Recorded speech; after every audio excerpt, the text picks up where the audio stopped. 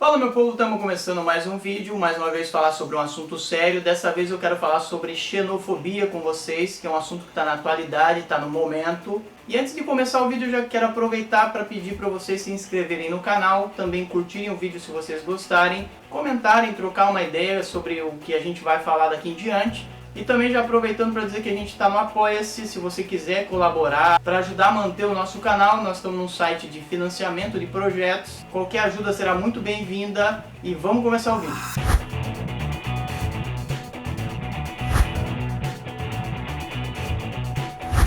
Então, segundo o dicionário, xenofobia quer dizer o medo, a aversão, a antipatia contra o estrangeiro ou contra pessoas que vêm de fora da sua própria comunidade. Esse medo, essa antipatia pode se dar com estrangeiros que imigram naturalmente, que saem dos seus países em busca de uma condição de vida melhor, mas não necessariamente obrigatória, não fazendo uma migração obrigatória, ou contra aquelas pessoas que saem dos seus países obrigadas por causa de guerras, por causa de conflitos internos, que forçam essas pessoas a se mover em direção a outros territórios que elas imaginam serem mais seguros para elas.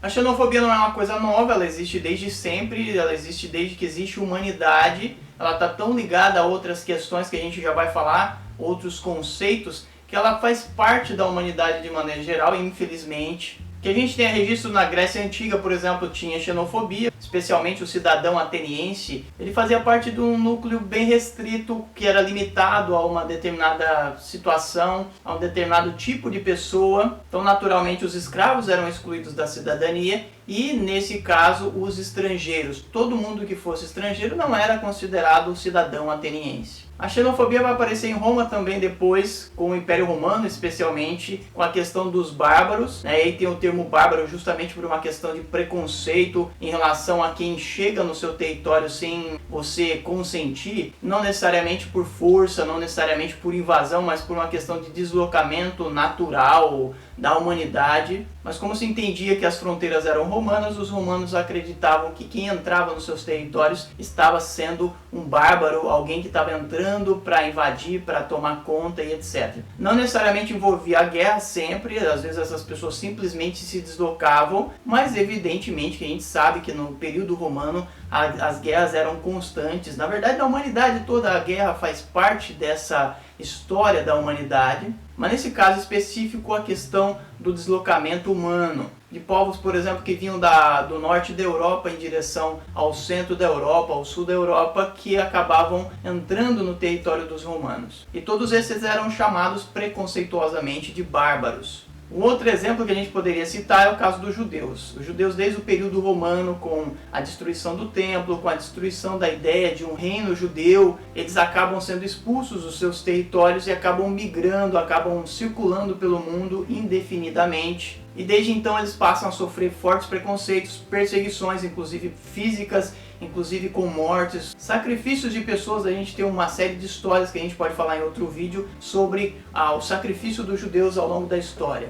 E evidentemente que a gente vai lembrar do caso dos judeus dentro do território alemão, os judeus que faziam parte da Alemanha durante o período nazista e que acabam sendo perseguidos, levados a campos de concentração e exterminados, muitos deles. Isso tem a ver com a xenofobia porque tem a ver com o preconceito em relação àquele que você acha que não faz parte da sua comunidade, aquele que você acha que não faz parte do seu país, do seu povo. E como você tem um preconceito, ou você tem um conceito estereotipado, deturpado sobre aquele povo, você persegue aquele povo, você expulsa, você cria leis que proíbam aquele povo de fazer parte da sua comunidade, de circular no seu território. Isso pode acontecer por medo, isso pode acontecer por racismo, isso pode acontecer por uma série de outros fatores.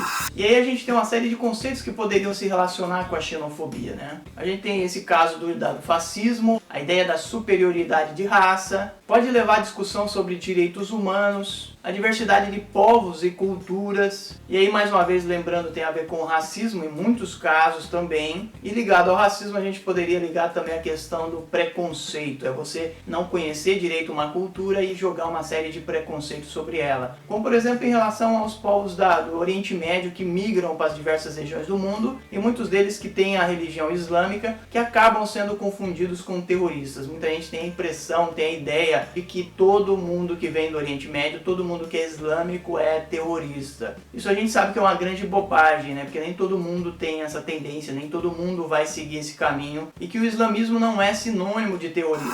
E atualmente a xenofobia ela se manifesta nas diferentes regiões do mundo, especialmente em países ricos, que supostamente seriam uma oportunidade de vida melhor para esses povos que vão se deslocando do mundo, ou porque são imigrantes, porque querem simplesmente uma vida melhor, ou se são exilados que são mais ou menos obrigados a sair dos seus próprios territórios de origem. E aí a gente tem os Estados Unidos, por exemplo, criando uma série de barreiras, de leis para proibir a entrada de imigrantes, latinos especialmente, mas também imigrantes do Oriente Médio. Na Europa a gente tem a questão dos africanos, né, o norte da África em relação ao resto da Europa, que imigram para essas regiões e que acabam criando uma série de conflitos com os povos europeus. E do lado desses europeus a questão da xenofobia, porque muita gente não compreende a dificuldade, as necessidades desses povos e não consegue integrar eles nas suas sociedades de maneira harmoniosa, e acabam gerando uma série de conflitos e acabam gerando uma série de preconceitos que desembocam inclusive em agressões físicas, em agressões verbais, em leis de proibição de entrada, como na França, como em outros países da Europa também. Claro que além dos africanos, no caso da Europa, a gente também tem o caso do Oriente Médio, né? Porque existe uma ligação ali muito mais próxima do que os Estados Unidos, do que o Brasil, por exemplo. E falando em Brasil, a gente também tem um problema com a imigração de povos de diferentes origens, principalmente os nossos vizinhos ou os países próximos, como é o caso da Venezuela recentemente, com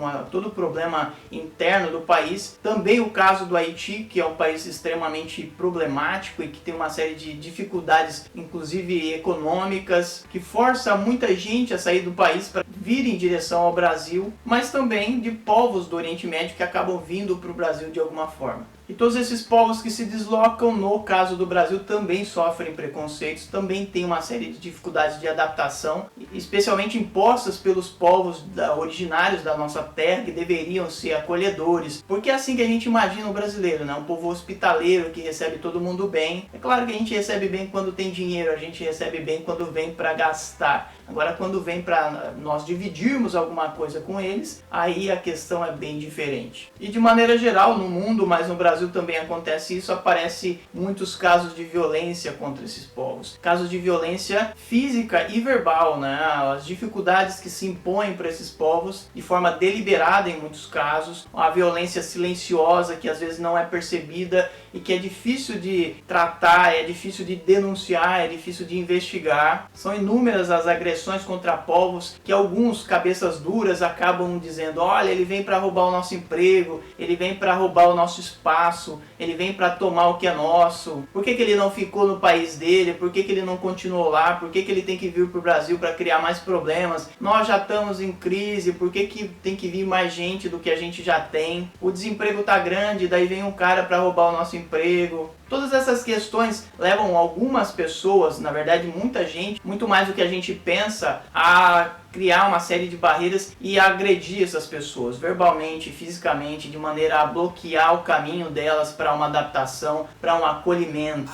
E aí, se vocês pegam o número de refugiados no mundo, vocês vão ver que é assustador, né? Não aquele pessoal que migra ou emigra de forma espontânea porque quer uma vida melhor, mas sem a obrigação de imigrar, mas aquele pessoal que é forçado a imigrar. A gente tem, segundo os dados da Acnur, 25 milhões ou mais de 25 milhões de pessoas que são obrigadas a sair das suas terras de origem, que estão em condição de refugiado, que tem assentamento, que tem um espaço ou procuram espaço em outros países, que procuram espaço diferente, um espaço de paz, um espaço de acolhimento que nem sempre acontece. E aí, incluindo o deslocamento interno dentro de um determinado país, dentro de um determinado espaço, com o deslocamento para outros territórios, para outros países, a gente tem mais de 70 milhões de pessoas nessa condição, que são obrigados a se deslocar de uma forma ou de outra, né? Ou internamente dentro de um país, de uma cidade para outra, de um estado, de uma região para outra, ou de um país para outro. E a maioria desses refugiados saem do Oriente Médio, saem da Síria, saem do Afeganistão, mas a gente também tem muitos refugiados de conflitos internos na África, em alguns países africanos. Então é uma situação extremamente complicada que precisa de atenção e precisa ser pensada pela sociedade de maneira geral.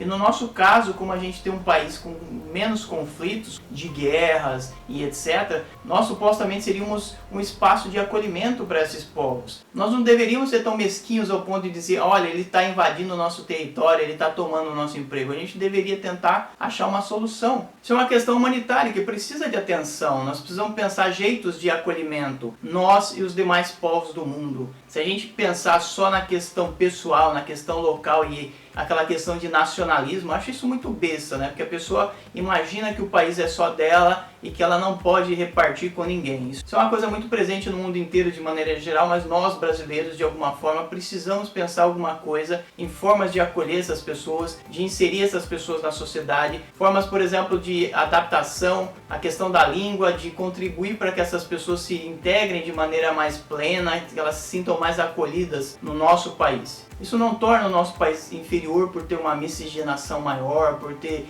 uma quantidade de povos que vêm. Nós não vamos nos tornar mais pobres por isso, nós não vamos perder com isso. Na verdade, nós vamos ganhar, porque nós ganhamos experiência, nós ganhamos com a troca de informações, com a troca de culturas. Então é isso, eu espero que vocês tenham gostado do vídeo. Lembrando, se vocês gostaram, curtam, compartilhem, mandem para os amigos de vocês, colaborem no Apoia-se e a gente se vê no próximo vídeo. Um abraço para vocês, tchau!